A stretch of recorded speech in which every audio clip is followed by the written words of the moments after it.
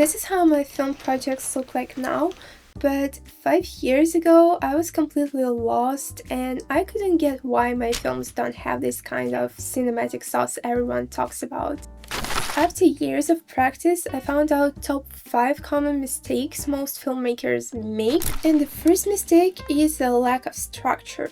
How often do you find yourself going straight to shooting without knowing what kind of idea you want to shoot? If you want to just experiment a little bit or practice cinematography at home, it's all fine, you don't need some real huge structure. However, if you are planning to make a short film, commercial ad, or any kind of narrative project, it would be really essential to understand every little detail you're going to do during the production. So I think it's just important to remember why you started in the first place. And it guides us to the second mistake, which is underestimating pre-planning.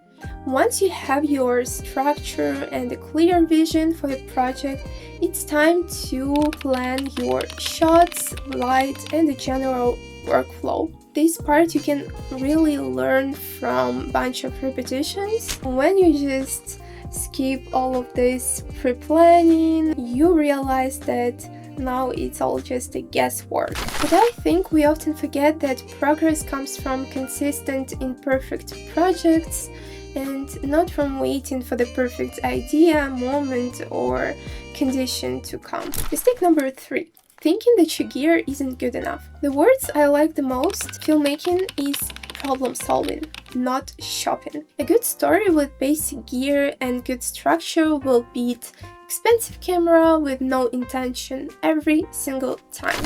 Before upgrading, you should really master the tools you have, even if it's just your iPhone or any kind of phone camera.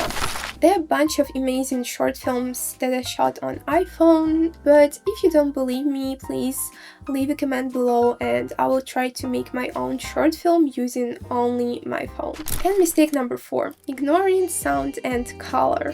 These two aspects are often undervalued by beginners because we often obsess over good image or cinematic effect without realizing that audio carries a lot of emotion and color can actually shape the final project.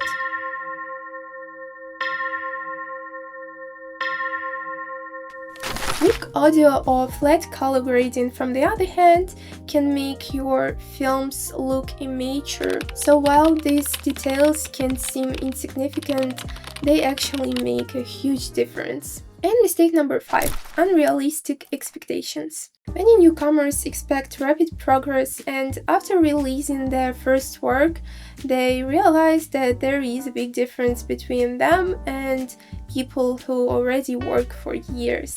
When I faced that situation during my first short film, I realized that after production process, I just didn't want to edit or to finish that project because it just seemed so far away from what I wanted it to be.